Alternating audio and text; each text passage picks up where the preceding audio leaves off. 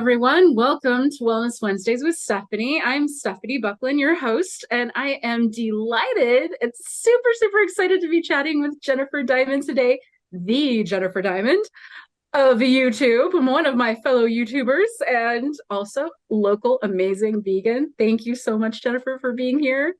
Oh, thank you so much, Stephanie. I so appreciate the opportunity and I'm excited. So thank you again for welcoming me. And hello, beautiful people watching. I appreciate your time. Thank you. So I'd love for you to give our audience an introduction of who you are, what you do, and what kind of magic shows up in the world as a result. Sure. So who I am, I'm Jennifer Diamond, and I live a whole food, plant exclusive, sofas free, gluten-free lifestyle for health and well-being. I currently have a YouTube page that is growing, and I have an Instagram where I post photos of my food. And it's just been an amazing thing to share because I I brought myself back from a very nasty place, and I did it through food. So now I just want to shout at the rooftops and just let people know that there are options out there to try. Yes, I know it's such a powerful shift. I personally made a shift to whole food plant-based in 2011 and Mhm. had an amazing transformation in my life. I lost 115 pounds Wow, and that's just incredible. found, I know, right? And I found just like so much more energy in my body and all of this. It's been quite a journey. So I'm happy to be interviewing a sister today in this journey. This is Yeah, so cool. yeah. So I'd love to hear a little more about your why. So what is it that really led you into this lifestyle? And you can share as much of that journey as you'd like.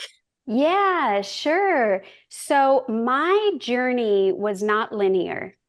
It was very much a free flow, up and down, trips and bumps along the way. I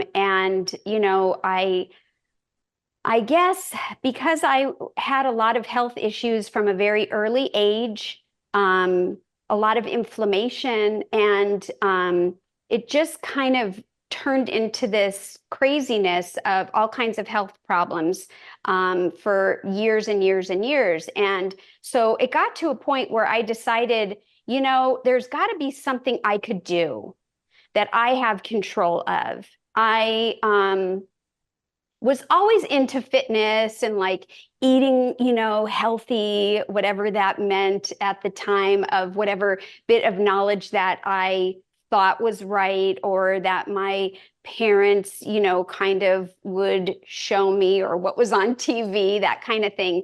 And it wasn't until I had a pituitary adenoma, and this was very far into lots of health issues. I had 3 sinus surgeries, but when I had the pituitary adenoma, which is a tumor in the pituitary gland, which is at the base of the brain, in between the eyes and the center of the head, not a fun thing.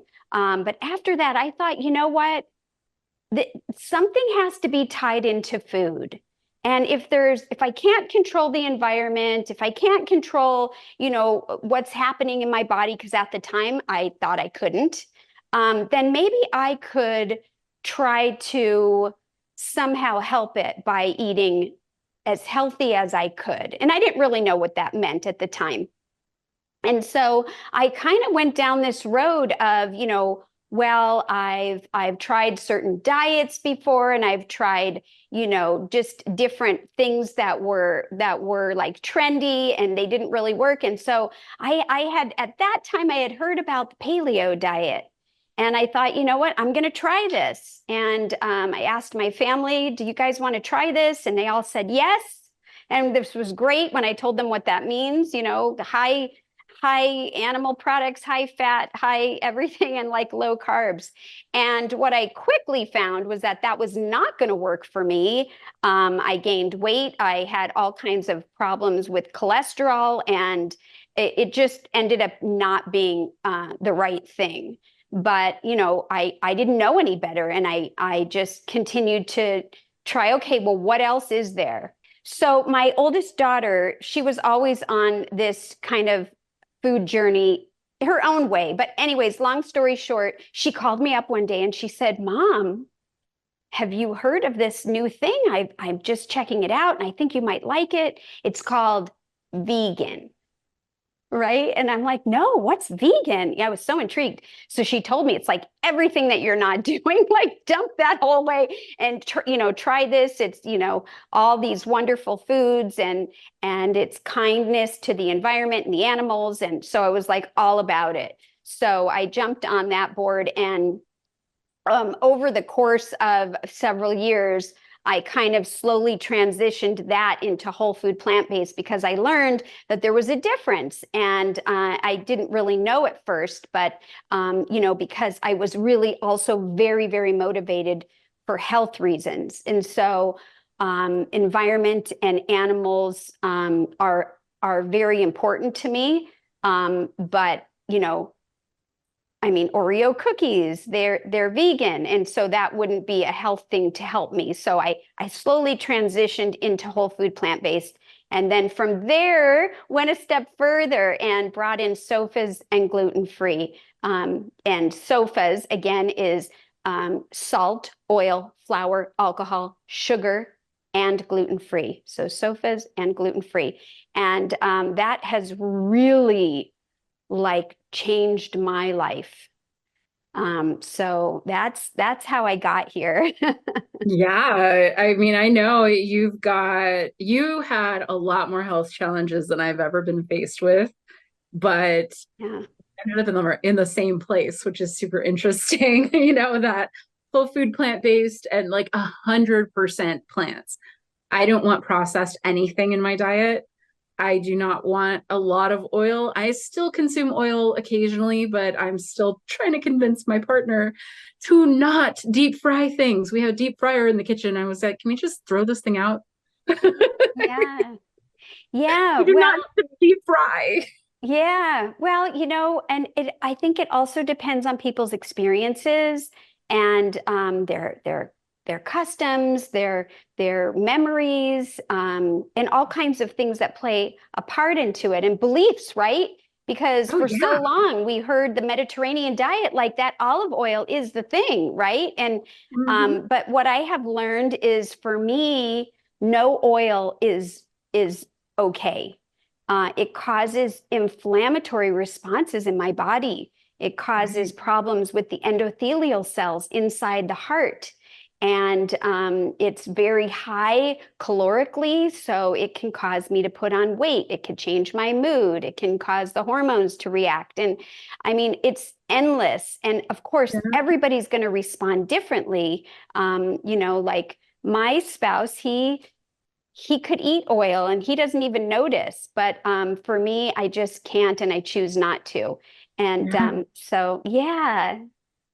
I think it's been really interesting watching all of the hype in nutrition, because there's the paleo diet and the keto diet and oh Yeah. geez, even the I can't remember the beach diet. The Oh, yes. Yes. South Beach. South Beach. South Wasn't Beach that it? diet, exactly. Like all of these fads and hypes and things. And all I could, when the keto diet first came out, I was like, oh God, it's like Atkins diet all over again because people have Yes. no idea Right. the trauma that you're putting into your body by Yeah. consuming like this.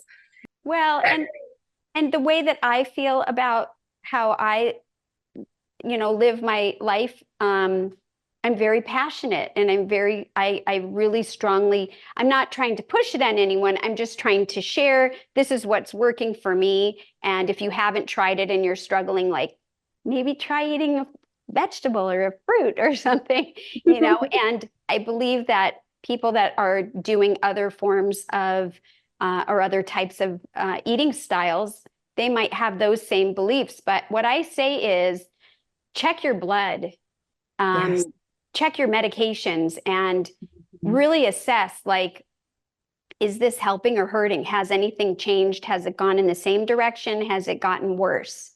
Yeah. My personal experience is my blood work turned around and I got off all medications. I'm on my last one, which is a thyroid medication, and I've cut it down. And Nice. so I say let that be something that you sit and resonate with, not listening to me or anybody else, Yeah. but just kind of using this as a guide to maybe ponder, do you think that this might work? Maybe I could try it. So, Right. Yeah. I am absolutely a plant-based advocate. I think that it can make a big difference in a lot of people's lives. And so I'm like, I will argue with people about it, but I think it's really hard to get started. So let's give our audience a little bit of guidance on where to start. If they wanted to adopt a whole food plant-based diet, and then what does it look like to start cutting out oil and salt and sugar? And like, how do you do this is yeah. probably a good place to start. Yeah, and that those are all really great questions, and I don't think that it comes with one answer. I think it depends on, first of all, where you are currently, right? And are you the type of person that needs to dip your toe in it and just try it? Or are you one of those, I'm all in tomorrow morning, that's it, right?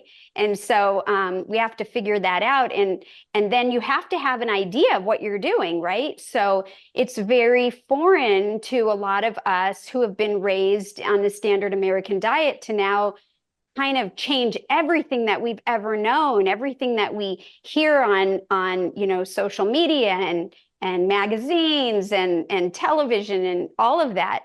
But what I would say is if you are tiptoeing into it, you have to decide, what do you want to cut out first?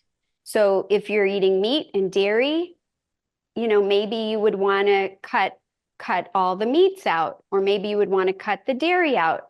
And I feel like for people transitioning, it's really important to find a replacement.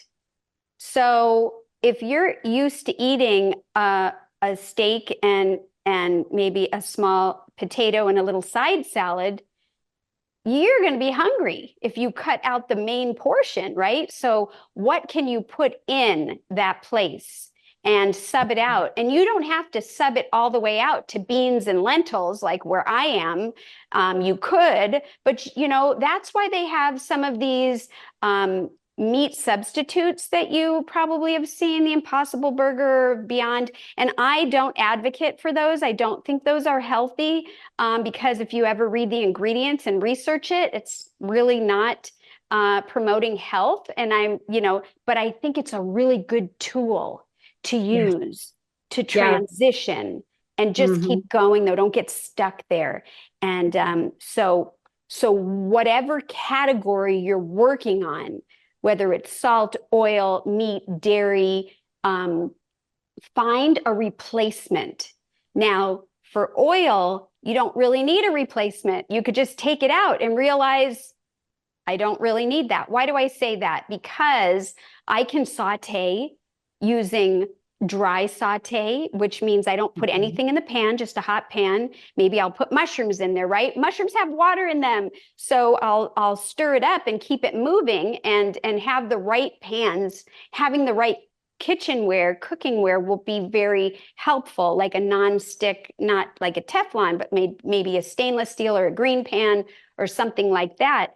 And realize that if something does stick a little bit, like onion or whatever, take a tablespoon of water or a tablespoon of vegetable broth. For me, I would do a no salt, no oil, and just add a little tiny bit of liquid, and it'll unstick right away. And you'll have this beautiful flavor. If you ingest a lot of oil, sometimes you don't really get to taste things because your Hmm. palate is coated. We don't even know, right? Our taste buds get coated. And so we're not even able to taste the food in the same manner. The last thing I'll say about oil is that I had thought about, like, we don't ever request a shot glass of oil. Right. because I mean, I don't I don't think it would taste very good personally, just flat out oil. And so really, what does it offer us? It's about I think it's 400 calories per pound, and it Wow. doesn't taste like anything. So, Mhm. but it's up Yeah. to the, it's up to people on their own to explore Yeah. what they want. And so I would Yep. say be curious about what you're doing, what you have been doing, and know that it's okay to change things up. Absolutely. I think it's great that we have so many options for plant-based nutrition, and whether or not you're getting the quality nutrition is, in my opinion, you should always be supplementing, because uh, we know that they're depleting our land. When they grow these monocrops, they're actually depleting the plant of its nutrients as well. So we're losing nutrition in a lot of the foods that are at the grocery store. So, how do you acquire your fruits and vegetables? Do you shop at specific places, farmers markets? Yeah, where I shop, yeah, I'll go into that. I really agree with you about the soil. And, a lot of people don't even get to call it soil anymore. It's more like dirt. When soil is depleted, it's dirt.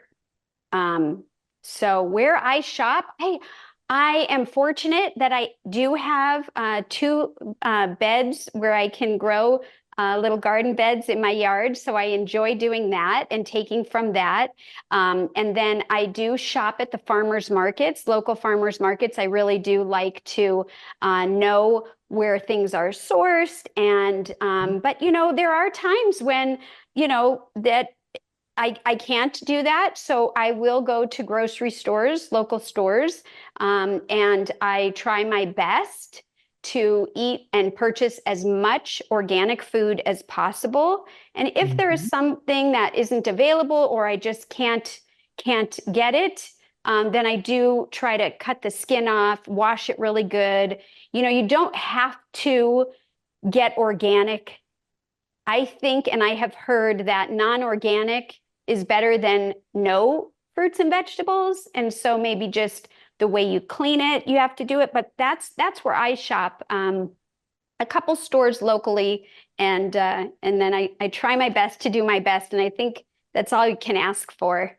Yeah, definitely. I love the fact that you're growing food. That's something that we're doing here as well. It's my first experience growing food in my backyard of like, I can go outside and pick a strawberry. Oh my God, this is so cool.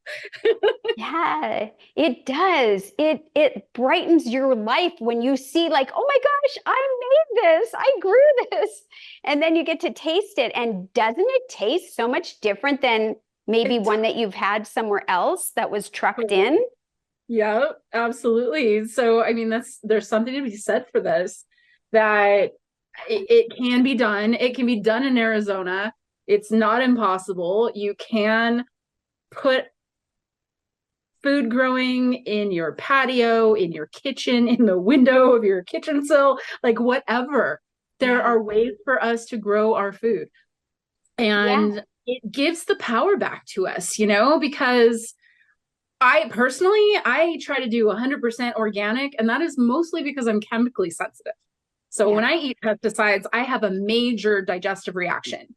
So I Mm, cannot eat any of that stuff. I have to eat 100% organic. So, I mean, that is a consideration for people who are chemically sensitive, to yeah. know that there are chemicals in conventional fruits and vegetables that can be harmful. And there are even um, like certain herbicides and pesticides that are in the fruits and vegetables because of genetic modification. So like Yeah. we're in a very weird place food wise right now. um, Yeah. and I think that taking the power back by growing it yourself is, it's like a step in the direction of our sovereignty. And I think that's something that's very important for us as human beings, but Yeah. also as a collective. We got to speak back, talk back to the government and say, no, we don't like this. And no, we're not going to stand for this. I'm going to make my food in my backyard. I am not going to go and buy your subsidized fruits and vegetables. Thank you. And it'll shift how our government can even serve us because less of that will be purchased, and that's going to shift how Yeah. supply and demand work. And I think that's one of the most powerful things we can do is vote with our dollar. So Yes. thank you for voting with your dollar and Yes. growing your own. That Yes. is so cool. I Absolutely. And Yeah. I just want to add to that. If you have, if you're watching and you have, a small area and you think you can't grow anything, try sprouting. Try sprouting. Sprouts, they're easy. You can put in a couple jars, and the benefits of sprouts that are, so good, but full of all kinds of nutritional value is just magnitudal, right? Yes, absolutely. I mean, those are essentially superfoods. When you have a sprout, it's like it has all the nutrients that that plant will carry for its entire life in that tiny little sprout. And that's powerful in the body. It can be very cleansing, even. Yes. Um, so let's talk a little bit about, so once you've adopted your whole food plant-based diet, how do you stay on track? Because it is so easy to get set off, go to a restaurant, go to a potluck, go to a friend's house. And those temptations are so hard to resist sometimes. So how Yeah. do you do it? Yeah. So, you know, those of us who live whole food plant-based, we are going against the grain. And so it is easy if you have a bad day or you waited too long and you're hungry and you're tired to just do what is easy and convenient. And so for me, what I try to strive to do, and nothing is 100%, right? I'm not perfect. I have my days but I really do try my darndest, is to plan. Planning can save you in those moments. Like, so if I know I'm going to be traveling for something, or I'm going to have long days, maybe a week or two before, I might make a bunch of beans in the Instant Pot, or I might make a chili or a soup, and I'll keep half out to eat. And I will portion that other half out and freeze it. So that's like my frozen food. And when I have a day where I'm like, oh my gosh, I didn't plan. I don't know what I'm going to eat. I'm starving. I'm tired. I can't do this. I can just go in the freezer, take something out, and heat it up. And it's really that simple. If you have a bunch of potatoes, you can cook those ahead of time. They sell frozen rice at our Trader Joe's, if people are familiar with Trader Joe's. And I'm sure they have it at other places, but check to make sure there's no oil or salt if that's important to you. And they do have organic, and it's like 3 minutes in the microwave. And, if you don't use microwave, you can put it in a steamer. I mean, so there's real simple ways. Get a bag of lettuce and open it. Pour it out, and there you go, you have a meal. And so I just, my biggest tip would be to do your best to plan. Mm-hmm. Absolutely.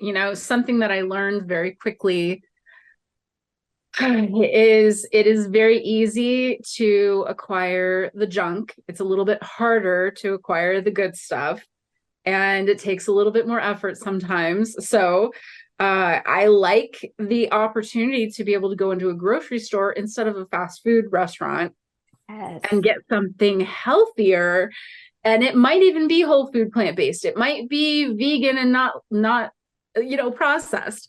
It might have something in it that I shouldn't eat, something that my body doesn't digest very well, like processed wheat. I don't do that very well, so there Yeah, I are hear you. things like you can do to adapt. So say you go to Trader Joe's and you do grab one of those cool little wrap things. Those are great, but covered in gluten. So do Right. you eat gluten? Is this a consideration for you? What if you take those cool little wraps, take a plate and pour it all out and take out the gluten part and just eat the Yeah. inside? There's always Yeah. options. So this is something that it's about adaptability. It's about almost innovation. It's like seeing opportunity where there wasn't one by just kind of looking at it outside of the box. Yeah. And when you talk about going into a grocery store instead of a restaurant, you can even push it a step further. And it doesn't have to be in the prepped food area. You could go to the freezer aisle and get some edamame and you just let it thaw in the bag. Or you can, grab a bag of sugar snap peas or a pint of tomatoes and there you go. I mean, a can of beans and, you're all set. So I love that. And I'll tell you, when we travel, and I've done some international travel, a lot of times I plan the walk from wherever I'm staying, the Airbnb or the hotel or whatever it is, where's the grocery store? That's the most important thing is I need to know how many are around there. And so that's part of my plan when I travel for that very reason that you just shared. Yeah, planning can make a big difference too. If you're wanting to eat more whole food, having an idea of what you want to make, and you can almost find any recipe if you Google the name of the recipe or even the ingredients of the recipe with the word recipe after it, and put whole food, plant-based, or vegan in your search bar and look at the recipes, because sometimes you do need to adapt those recipes. If you're avoiding oil or salt, you would want to adapt the recipe and be aware of how to make transitions like that. So do you use like cocoa aminos or any other salts?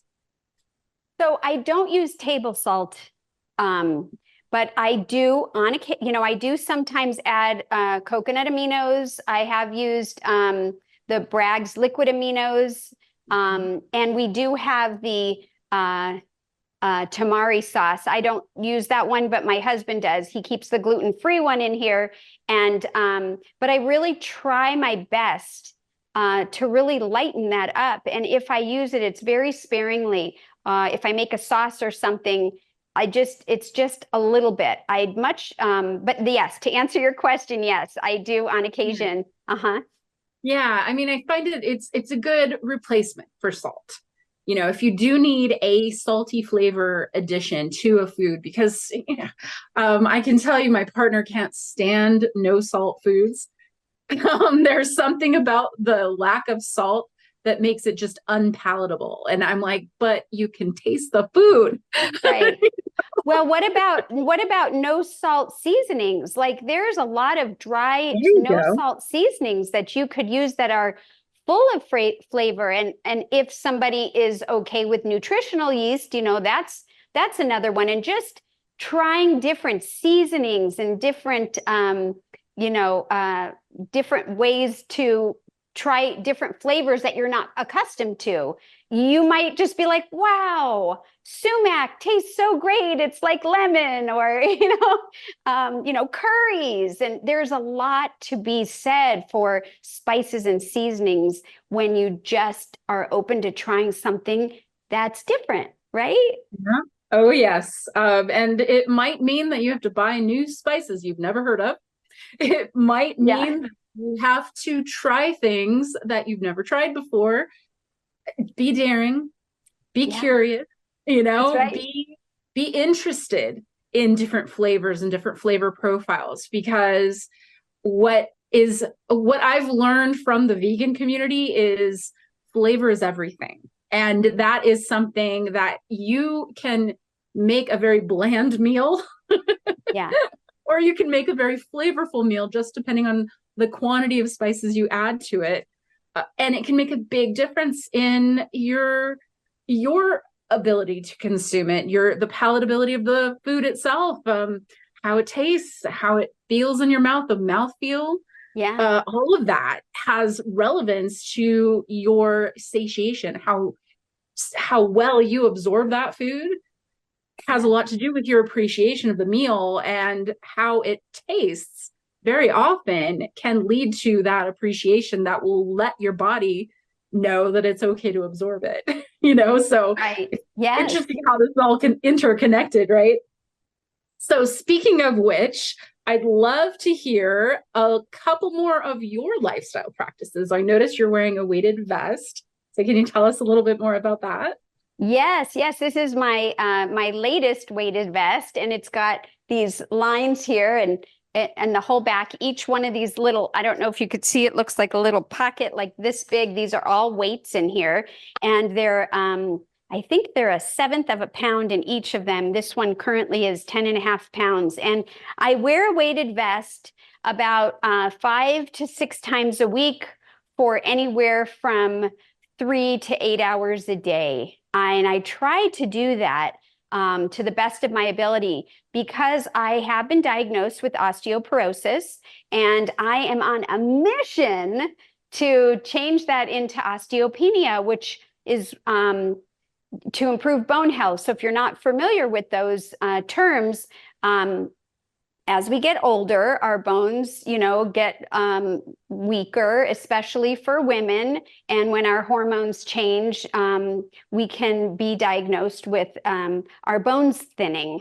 And I personally think that osteopenia is normal with age, but osteoporosis is not. And it just looks like bigger, wider space in the bone. If you were to Google that, you'll see that it kind of looks like major Swiss cheese. And so, you can break or fracture easily. And so I do a lot of weight-bearing exercises. But in addition to that, I like to wear the weighted vest and it helps me remind me to stand up straight and it just gives my bones a little extra force and when there's a resistance against the bones will grow and form stronger bones. So that's one thing.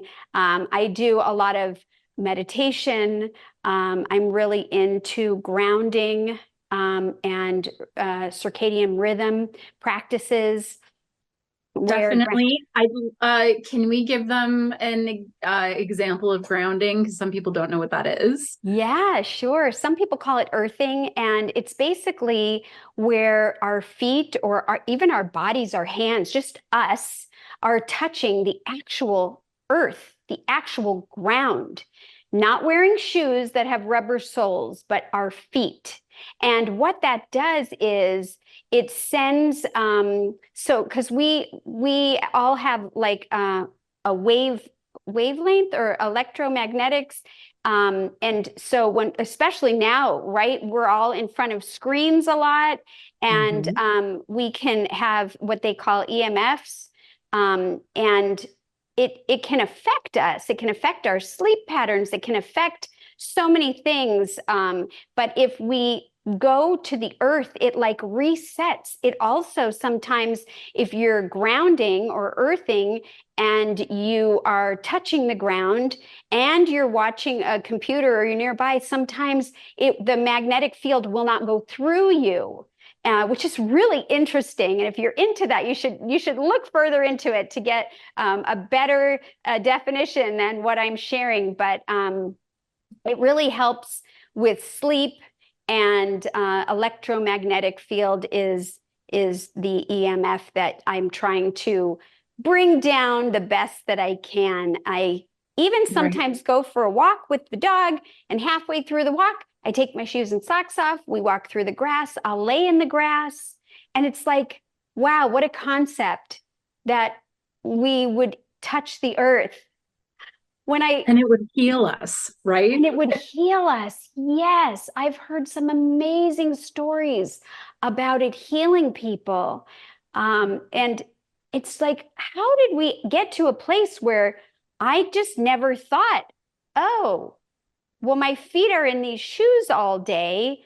And when was the last time I touched the earth? And at first I was like, I don't remember. It's like, okay. But you can get grounding or earthing mats if you need it in your Mhm. house. You could put them on your bed, and So there's all kinds of stuff that way, but that's what it is. Yeah. Thank you. Thank you. Yes, I know that it's a fairly new concept. There is a movie called Earthing that's out there on Netflix, or I think it might even be on YouTube. You can search for Earthing. It's literally Earth ing and give you Yes. more information about what it is and why it's important. I heard recently, because of all of the solar flares and geostorms that are happening on the planet, it's actually causing nervous system dysregulation in our body with all of that energy that's hitting us, and us energy sensitives are experiencing it a lot more. And earthing or grounding is a practice to get back into that natural rhythm. Yeah. So it's a very, very powerful practice that you can bring in. And honestly, I mean, I spend 5 or 10 minutes outside every morning just as part of my practice and put my bare feet on the ground because I Yeah. know what it does. Yeah, that's awesome. And, it is in our house and we can't always get away from it. With the cell phones and all these things, these Wi-Fis. And so, another thing like that I do, another practice is my bedroom is completely at night. Our Wi-Fi is on a timer and it's Mhm. off. It just turns Yeah. off until, I think we set it for like 9 or 10 at night and then it comes back on around 5 or 6 in the morning. And I have removed anything from the room. So I don't have my phone charging in there. I don't have, I have a television in there, but I don't watch television anymore. And everything's been pulled out of the plug. So nothing is in there. And I really did notice a big change. I also set a really early bedtime and I have blackout shades so that it's really dark. And it's been really a successful thing for me because when the sun goes down, we're supposed to like go to bed. That's why we don't see well at night. Yeah. But with, electricity, we have these modern day things where we can stay up and scroll and do all this stuff. And it's very disruptive to the body. It really is. And you mentioned circadian rhythm. I know that I am very, very deeply affected. If I look at my phone past about 9 o'clock, then I'm going to be stuck awake for another hour. It's like my brain will just not shut off. And then I end up picking up the phone again because I get bored. So there's something definitely to be said about rituals before bed. Having something that you do on a regular basis, you disconnect all your electronic devices, move the phone to the kitchen, make sure it's plugged in and charging and on airplane. And, Yeah. you know, um, doing things like that can make a difference in the quality of your sleep. It can make a difference in really the quality of your health. If you get better sleep, you're healthier. Yeah. So it's an important thing to continue moving. Yeah. What Oh, about, oh, sorry, go ahead. no, I was just going to say to add on to that, just for a second to bring back the food thing. If we eat late at night and our body is busy digesting, that can be something that can affect our sleep and it can affect our healing if you're healing from something. Because if your body's busy digesting and the digestive system slows down at night because we're supposed to be sleeping, but if it's not digesting food, it can go and clean up cells that are no good or, clean up. And so that's something too to consider. Oh, absolutely. I know a little bit about the science behind that. When you're in rest and recharge, or rest and digest, as I call it, it is literally a different hormone that's released from your body. DHEA is the healing hormone. It's the hormone that allows your body to heal. And if you're constantly in stress, then you're not releasing that hormone. You're not healing. You're Right. staying basically stagnant in your body, and that creates disease. So knowing these things can make a difference in the quality of your health. And honestly, I mean, everything that we do, we healers, we awakened beings who know the difference, it's I think it's a stand for who we are as a human being on this planet right now, because there are so many things coming at us Yeah. through social media, the internet, and television, and everywhere, that it's almost like you have to have your practices and the way that you stay healthy, and you understand that there is depth to that, that you need all of these things. Yeah. If you cut one thing out, you can feel a difference. Yeah. Yeah. Stop earthing. Yeah. You know? And something else that I tend to do is think back to, like, childhood, right?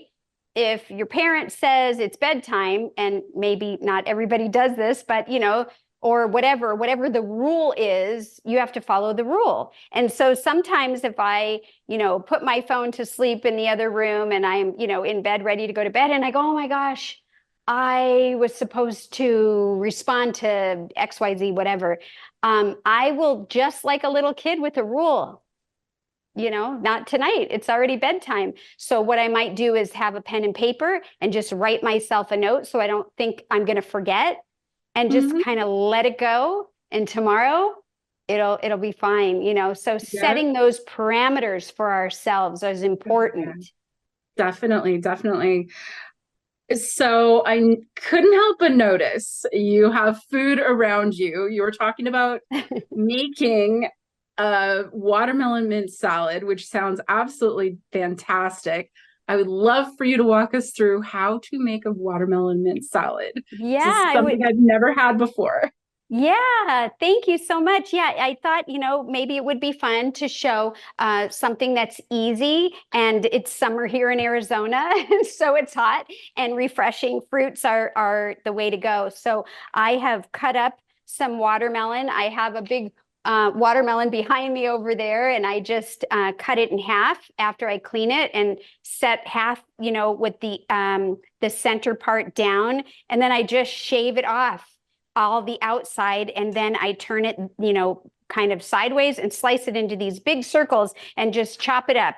And so that's what I have here. I have 4 cups of watermelon, and then I'm using a mango, which Oh, is yum. already also chopped up. And I'm using this one. Gosh, I always forget how to say this. A tofu is the type of mango and there are all kinds of mangoes. You can use frozen mangoes. You don't have to use fresh. But if we had time and you were interested, I could show how to cut it. But I went ahead and just cut this up, and I'm going to go ahead and just add it into the watermelon. One thing that I really like to encourage is color with our Mhm. food. We digest and eat and start the saliva and all of that with our eyes, with what we see first. And so that's important to know. And then I also have some blueberries, right? Oh, my So favorite. and all of this happens to be organic, but we do the best we can. And so look, at if you didn't want to add a sauce, which I am going to show a sauce, you could toss this just how it is, and you could put a little bit of lime juice, and I have some fresh mint, and call it a day. But what I Mm. want to do is show you can, if somebody is like, that's not palatable for me, I need more, I'll show you what you could do with it. I'm just going to set this aside for a minute and take a bowl. And you can either take an orange and squeeze some juice out of it, or you can use, orange juice. I've squeezed some out here, and I'm just going to put a little bit of orange juice in here. And just so to reference, I have 4 cups of watermelon. I did 2 cups of mango and a cup of blueberries. And the orange juice is a 1/4 cup. And, the thing is, it's not like rocket science. If you feel like you want more, add more. You feel like, so you could just kind of do that. And then I'm going to add a little bit of maple syrup.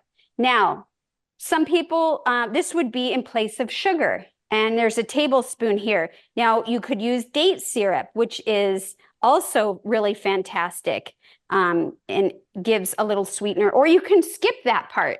So I've got the two combined. And then I'm going to go ahead and add some lime juice.